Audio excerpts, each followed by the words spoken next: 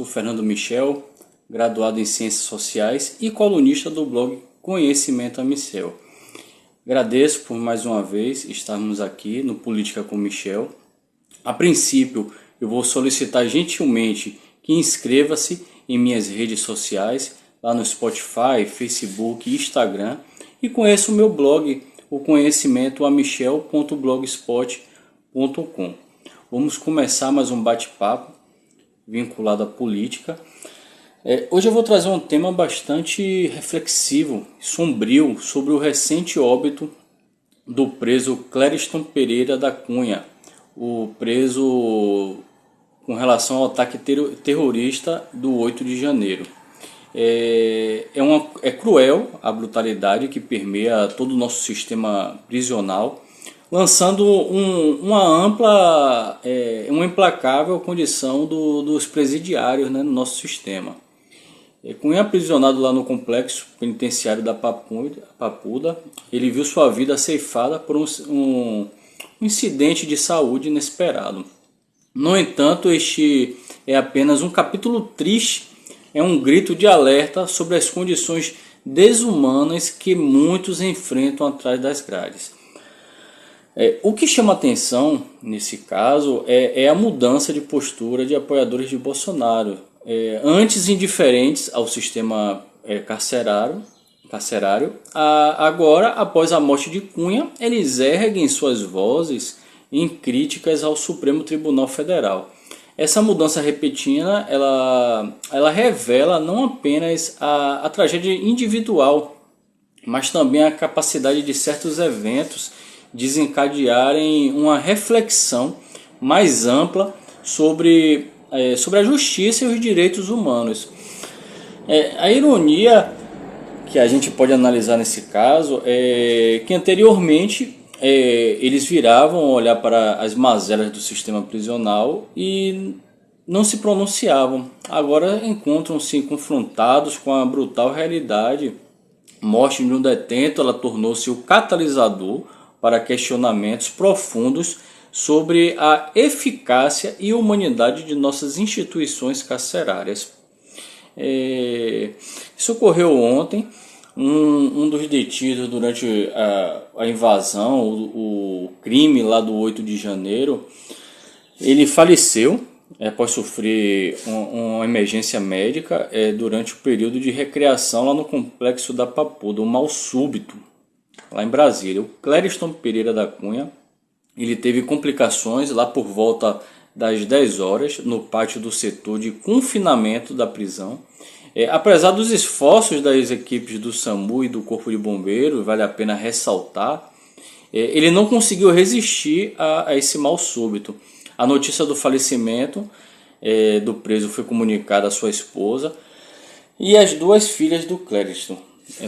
Lamentamos muito. A juíza Leila Cury, da Vara de Execuções Penais do Distrito Federal, ela encaminhou a informação ao STF, nosso Supremo Tribunal Federal. Conforme dados da Secretaria de Administração Penitenciária do Distrito Federal, o preso Clériston, ele era acompanhado por uma equipe multidisciplinar lá da Unidade Básica de Saúde da Papuda desde sua prisão em janeiro. Ele estava em tratamento, o indivíduo era enfermo, ele tomava medicamentos controlados para diabetes e hipertensão. O Clériston, ele estava enfrentando acusações nessa ação penal por associação criminosa armada, abolição violenta do Estado democrático de direito, golpe de Estado e dano qualificado também e deteriorização de patrimônio tombado. A equipe jurídica lá do detento havia solicitado ao ministro Alexandre de Moraes a concessão de liberdade provisória. Em setembro, a PGR, que é a Procuradoria-Geral da República, ela emitiu um parecer favorável, mas ainda não havia emitido uma decisão formal sobre essa solicitação para que ele cumprisse em liberdade. Mas informações abrangentes sobre esse caso, o ministro Alexandre de Moraes está solicitando, além de cópia do prontuário e relação do relatório médico durante a detenção lá do Clériston. A morte dele gerou reações críticas por parte dos aliados do ex-presidente Jair Bolsonaro, presidente Jair Bolsonaro do PL. Essas acusações foram diretamente ao ministro Alexandre de Moraes, Supremo. Senador e ex-vice-presidente o Mourão, do Republicanos, ele expressou desaprovação pelo fato de Clériston ter permanecido detido até ontem, mesmo com um parecer favorável da PGR. Mourão argumentou que o falecimento do homem, esse falecimento representa uma burocracia que tem restringido os direitos dos detentos. O general Mourão enfatizou a necessidade de uma investigação detalhada para poder esclarecer, lógico, esse acontecimento, que é bastante grave. O parlamentar Ubiratã Sanderson, lá do PL do Rio Grande do Sul, aquele mesmo que lá em 2020, não sei se vocês se lembram, ele recebeu uma denúncia essa denúncia foi uma denúncia de assédio que foi praticada pelo Pedro Guimarães, à época presidente da Caixa Econômica Federal. Quem fez essa denúncia foi uma funcionária graduada do Banco Caixa Econômica Federal. Ele faz parte da presidência da Comissão de Segurança Pública da Câmara. Na época ele não aceitou a denúncia. Na ocasião, diante do depoimento da vítima, esse deputado, o Biratã, ele optou por ignorar a denúncia, pedindo provas para um caso que, por natureza, ele não costuma deixar evidências. Ele manifestou um questionamento sobre os motivos que levaram à morte do preso. Ele levantou esse questionamento. Enquanto isso, tivemos também a Carla Zambelli, PL São Paulo. Essa Carla, ela enfrenta acusações por porte ilegal de arma de fogo devido àquele incidente lá de outubro de 2022. Ela perseguiu um camarada após uma discussão. Essa perseguição foi uma perseguição armada. Ela declarou que seu gabinete está colaborando com a bancada de oposição ao governo para realizar uma apuração dos fatos relacionados a essa notícia. E engraçado que parece que a oposição só faz tumultuar. Aquele parlamentar caçado, o homem do PowerPoint, o Dallagnol, ele teve o mandado cassado devido a artifícios para evitar processos administrativos e disciplinares, ou outras ações relacionadas à alegada improbidade administrativa e prejuízo aos recursos públicos. Ele deu sua opinião, destacou a aprovação da PGR, nesse caso, para a concessão da liberdade provisória do Clériston. Agora vamos processar todas essas informações e voltamos já já.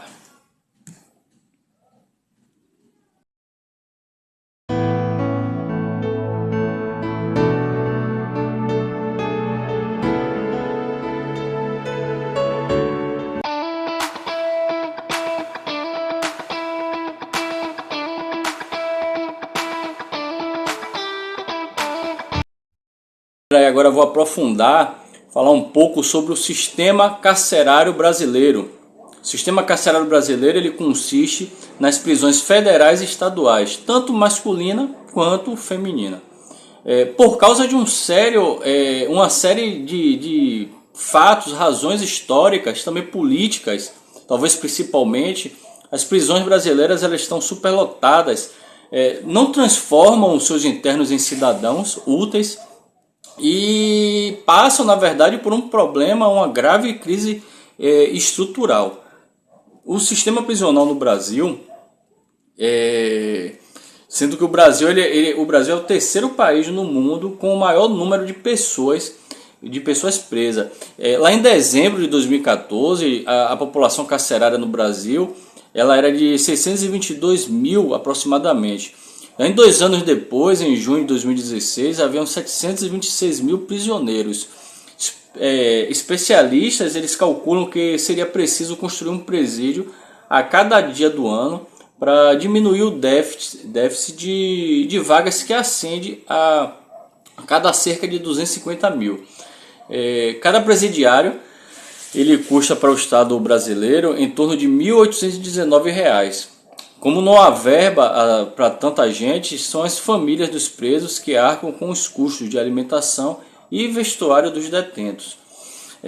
Com a superlotação das prisões, o que fica mais visível é o domínio das facções criminosas que se apoderam da organização dos presídios e agora disputam as cárceres brasileiras. Vou falar um pouco da cultura da prisão no Brasil. O Brasil ele encara o confinamento como uma única solução para os problemas da criminalidade. A sociedade civil, na verdade, ela não se interessa se ali o criminoso será tratado com dignidade. Ao contrário, muitos aplaudem as rebeliões que acontecem em alguns centros penitenciários aqui no Brasil. Eles acham que assim haverá menos bandidos nas ruas.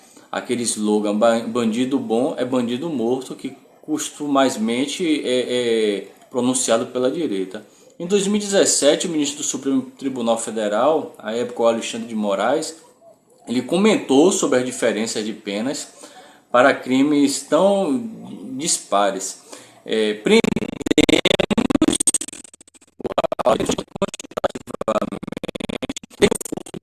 Também por seu grave ameaça até um roubo de carro forte com um fuzil, um roubo qualificado.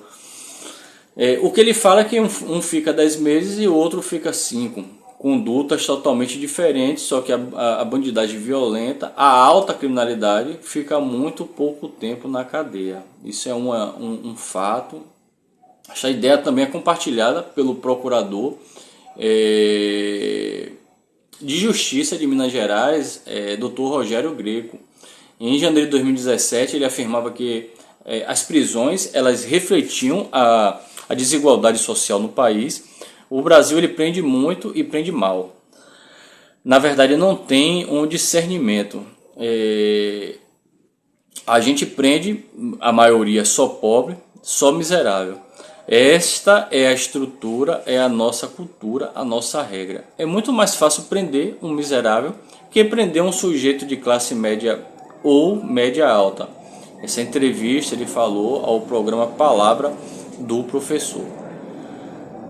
O que vemos é que na maioria das prisões brasileiras o Estado ele não providencia o mínimo de conforto material e nem os objetos de higiene elementares.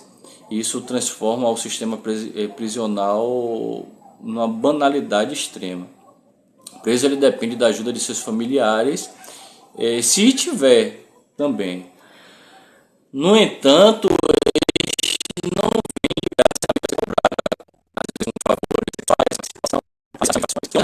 ter como finalidade e ressocializar com o preso.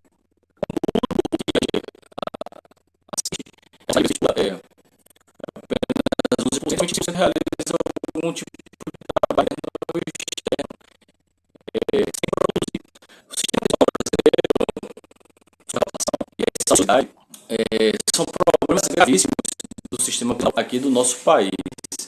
Apenas diferenciais, um pouco sobre uma possibilidade, seria uma alternativa para diminuir a superlotação, seria um investimento em penas diferenciadas, regime aberto, semiaberto, ou colônias agrícolas, produzir. Esse pessoal precisa de produção. No entanto, muitos juízes são contra essa medida porque alegam que não há fiscalização suficiente para seguir o cumprimento correto dessas penas.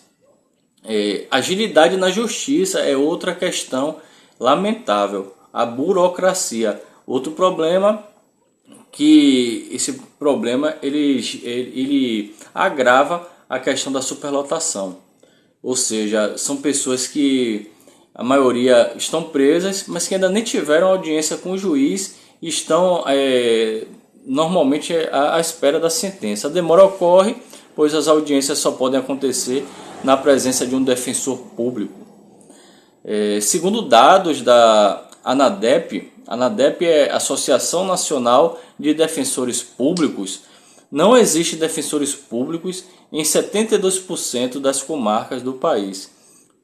Deste modo, o problema ele só faz se agravar pela falta de funcionários. O aumento do número de prisões efetuadas nas primeiras décadas do século XXI no Brasil, ela se deve, no geral, a vários fatores, como o próprio crescimento desordenado da população brasileira. Por outra parte, segundo estudos, é o que a gente pode abraçar, são os estudos, o crescimento da população carcerária ela se deu pelas mudanças da legislação. A lei de drogas de 2006, a número 11.343, o número de pessoas presas por tráfico de droga cresceu 348%. Essa mescla de traficante com usuário ainda não foi definida. Essa lei ela não determina claramente qual é a quantidade de droga que uma pessoa pode levar consigo para caracterizá-la como usuário ou um traficante. Igualmente, há processos onde as únicas testemunhas de acusação são os policiais que fizeram flagrante. Então, o Tribunal de Justiça lá no Rio de Janeiro, ele emitiu uma súmula, súmula 70 de 2004. Essa súmula autoriza juízes a condenarem acusados por tráfico de drogas, tendo como única prova a palavra do policial que efetuou o flagrante. Isso é um absurdo, ainda mais sabendo como procede a polícia atualmente. Tivemos uma pesquisa conduzida pela USP em 2012 e revelou que 74% das prisões por tráfico de entorpecentes em São Paulo, maior capital, tinham apenas policiais militares como únicas testemunhas no processo. Passar alguns números do sistema carcerário no nosso país. Estes, na verdade, seriam os principais números do sistema aqui carcerário do país, segundo os dados do Ministério da Justiça. Esses dados foram número de presos 726 mil, número de vagas 368 mil, presos 217 mil. O estado com o maior número de prisioneiros é a nossa maior capital, que é o estado de São Paulo, com 240 mil. Estado com o menor número de prisioneiros é o estado de Roraima, com 2.339. O estado com a maior superlotação é o estado de Amazonas, com 5 presos por vaga. Imagine como é essa prisão. Faixa etária, 18 a 29 anos é 56%. Vamos ao comercial, vamos faturar um pouquinho. No último bloco eu vou usar para poder tecer um pouco da minha opinião sobre esse tema tão relevante.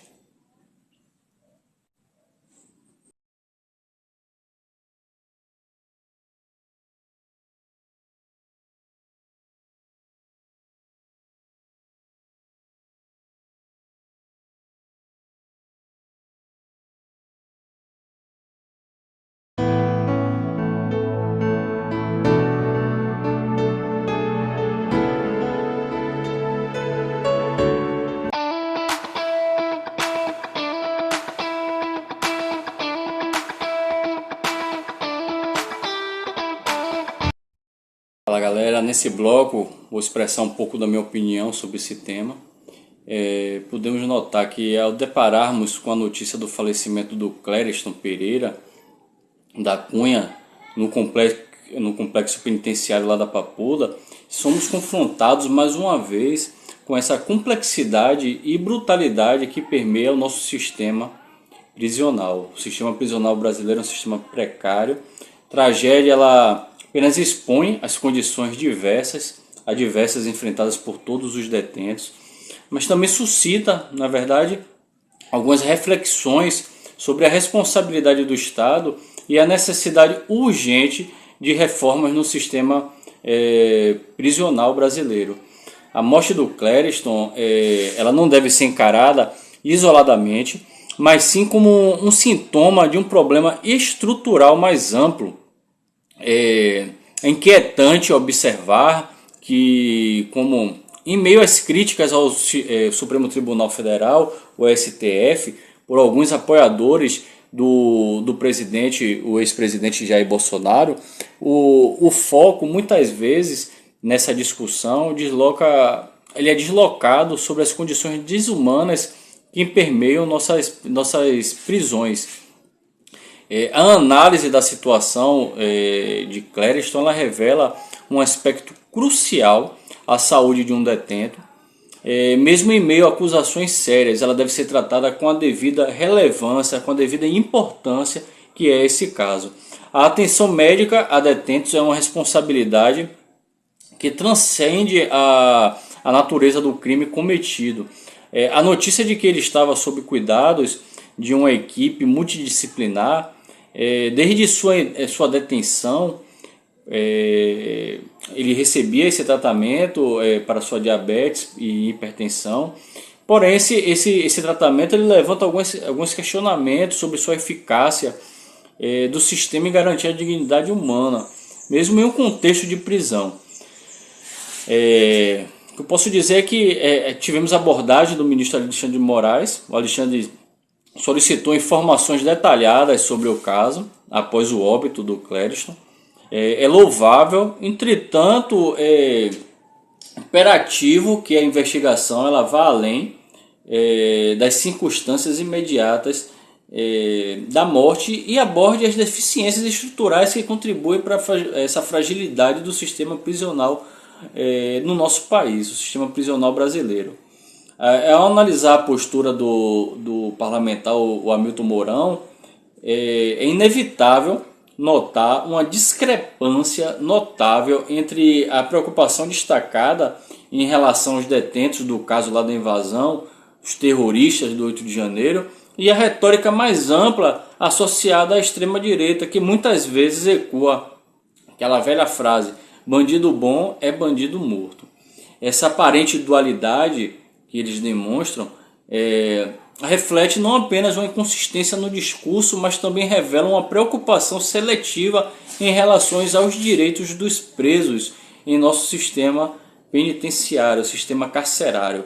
Enquanto Mourão ele destaca a burocracia que tem restringido os direitos dos detentos, no contexto específico dos envolvidos na invasão, é difícil ignorar a falta de uma abordagem semelhante e proativa em relação ao sistema carcerário como um todo. O lema bandido bom é bandido morto, usado de forma praticamente diária pela extrema-direita, é uma abordagem punitiva, desumanizadora. Ela vem em contraste com a ênfase pontual de Mourão na necessidade de uma análise mais crítica e investigação detalhada sobre essa circunstância específica dessa morte. Essa seletividade na preocupação pelos direitos dos detentos, ela traz um questionamento sobre a consistência e a coerência nas políticas e posicionamentos daqueles que lideram e influenciam o debate público. Se a preocupação do Hamilton Mourão é genuína e estende-se além do caso específico, é bastante prudente esperar uma defesa mais ampla dos direitos dos presidiários em todos os contextos. A dicotomia entre a postura crítica em relação aos detentos desse caso lamentável de 8 de janeiro e essa retórica mais ampla, muitas vezes elas sugerem uma abordagem mais rígida e punitiva para todos os presos. Evidencia a complexidade e também a polarização nas discussões em torno da justiça criminal no Brasil. Temos uma oportunidade para poder repensarmos e debatermos abordagens mais equitativas e humanitárias no tratamento de todos os detentos, independentemente do caso específico ao qual eles estejam associados. Em uma última análise, a morte de Clériston Pereira da Cunha, ela não pode ser ignorada como uma mera fatalidade. Ela é um chamado à reflexão sobre a necessidade urgente de reformas estruturais em nosso sistema carcerário, para poder assegurar que a punição desses crimes seja justa e proporcional, mas também que a dignidade e os direitos básicos dos detentos elas sejam preservados. Espero que todos tenham gostado desse episódio. Obrigado àqueles que acompanharam até o final. Gostaria de sugestões para aprimorar o programa e trazer mais conteúdos de uma forma mais abrangente. Encerro nossa conversa agora. Até o próximo bate-papo. Espero que todos fiquem bem. Boa terça-feira.